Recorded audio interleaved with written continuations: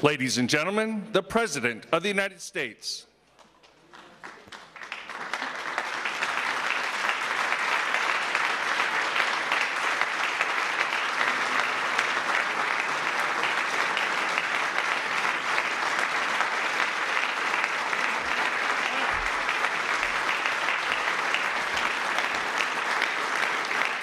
Thank you. Thank you very much.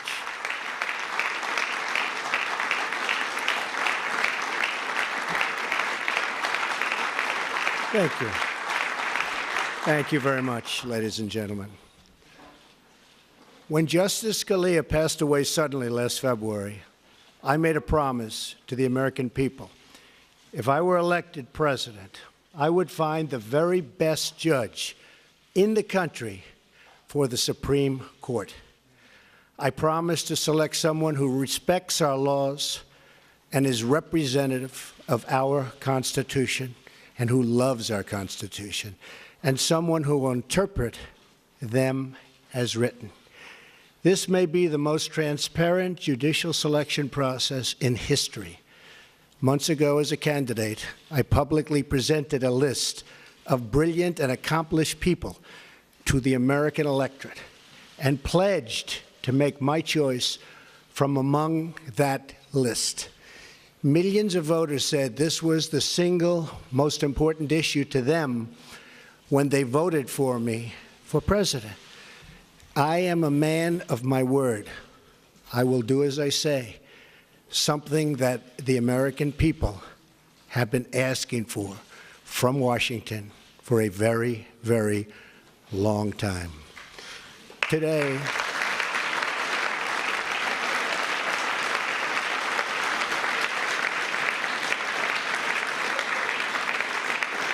thank you. Today, I am keeping another promise to the American people by nominating Judge Neil Gorsuch of the United States Supreme Court to be of the United States Supreme Court. And I would like to ask Judge Gorsuch and his wonderful wife, Louise, to please step forward. Please, Louise, Judge. Here they come. Here they come.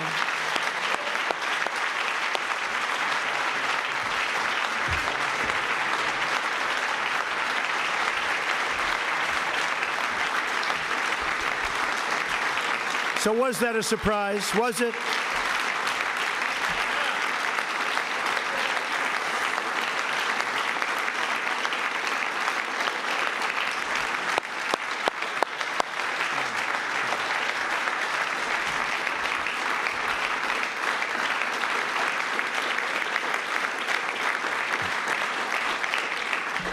I have always felt that after the defense of our nation, the most important decision a president of the United States can make is the appointment of a Supreme Court justice. Depending on their age, a justice can be active for 50 years, and his or her decisions can last a century or more and can often be permanent. I took the task of this nomination very seriously. I have selected an individual whose qualities define, really, and I mean closely define, what we're looking for. Judge Gorsuch has outstanding legal skills, a brilliant mind, tremendous discipline, and has earned bipartisan support. When he was nominated to the 10th Circuit Court of Appeals, he was confirmed by the Senate unanimously. Also, that's unanimous. Can you believe that nowadays with what's going on? Yeah.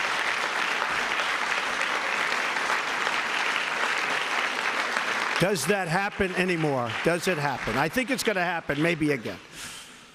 Also with us tonight is Maureen Scalia, a woman loved by her husband and deeply respected by all. I am so happy she is with us. Where is Maureen? Please stand up. Thank you, Maureen.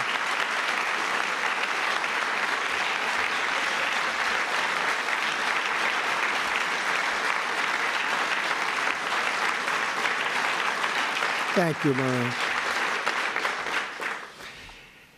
She is really the ultimate representative of the late, great Justice Antonin Scalia, whose image and genius was in my mind throughout the decision-making process. Not only are we looking at the writings of the nominee, and I studied them closely, but he is said to be among the finest and most brilliant, oftentimes, the writings of any judge for a long, long time. And his academic credentials, something very important to me, and that education has always been a priority, are as good as I have ever seen. He received his undergraduate degree from Columbia with honors. He then received his law degree from Harvard, also with honors, where he was a Truman Scholar. After Harvard, he received his doctorate at Oxford, where he attended as a Marshall Scholar, one of the top academic honors anywhere in the world.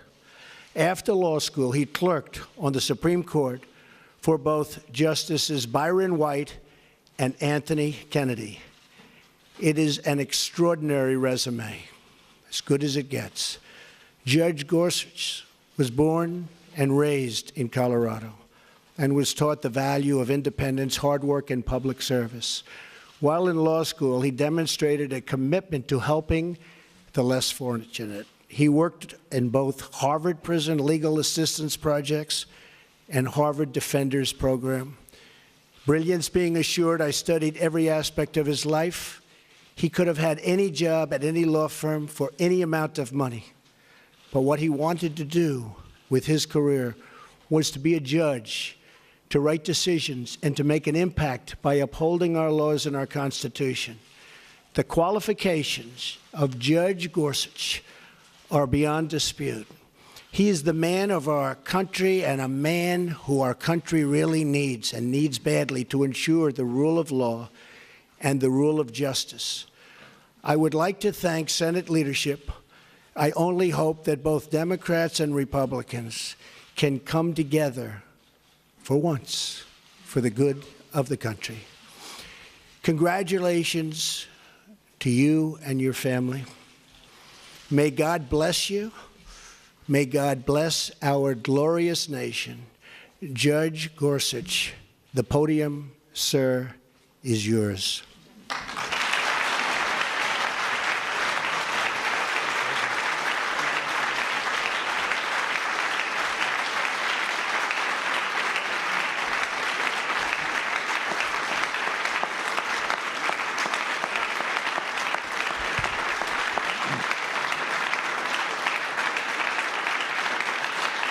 Thank you. Thank you. Mr. President, thank you very much. Mr. President, Mr. Vice President, you and your team have shown me great courtesy in this process, and you've entrusted me with a most solemn assignment. Standing here in a house of history and acutely aware of my own imperfections, I pledge that if I am confirmed, I will do all my powers permit to be a faithful servant of the Constitution and laws of this great country. For the last decade, I've worked as a federal judge in a court that spans 6 western states, serving about 20% of the continental United States and about 18 million people. The men and women I've worked with at every level in our circuit are an inspiration to me. I've watched them fearlessly tending to the rule of law, enforcing the promises of our Constitution, and living out daily their judicial oaths to administer justice equally to rich and poor alike, following the law as they find it and without respect to their personal political beliefs. I think of them tonight. Of course, the Supreme Court's work is vital not just to a region of the country, but to the whole, vital to the protection of the people's liberties under law and to the continuity of our Constitution, the greatest charter of human liberty the world has ever known. The towering judges that have served in this particular seat of the Supreme Court, including Antonin Scalia and Robert Jackson, are much in my mind at this moment. Justice Scalia was a lion of the law. Agree or disagree with him, all of his colleagues on the bench cherish his wisdom and his humor. And like them, I miss him.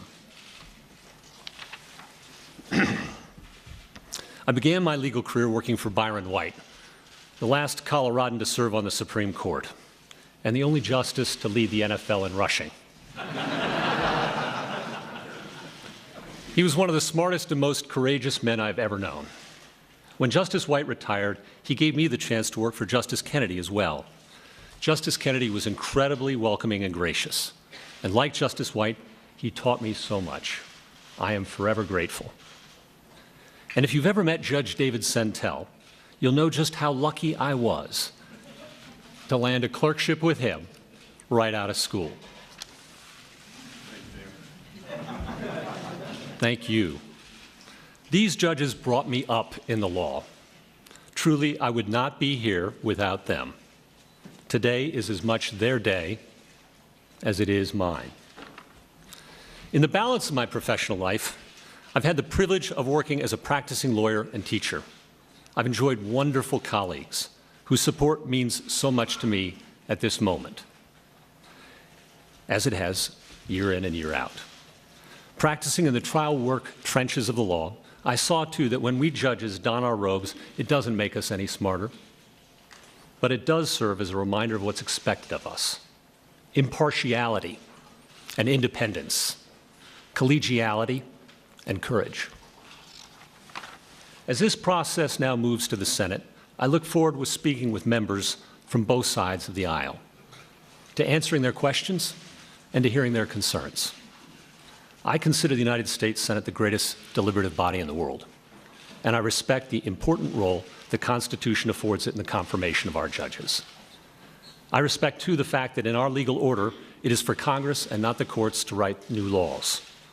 It is the role of judges to apply, not alter, the work of the people's representatives. A judge who likes every outcome he reaches is very likely a bad judge, stretching for results he prefers rather than those the law demands.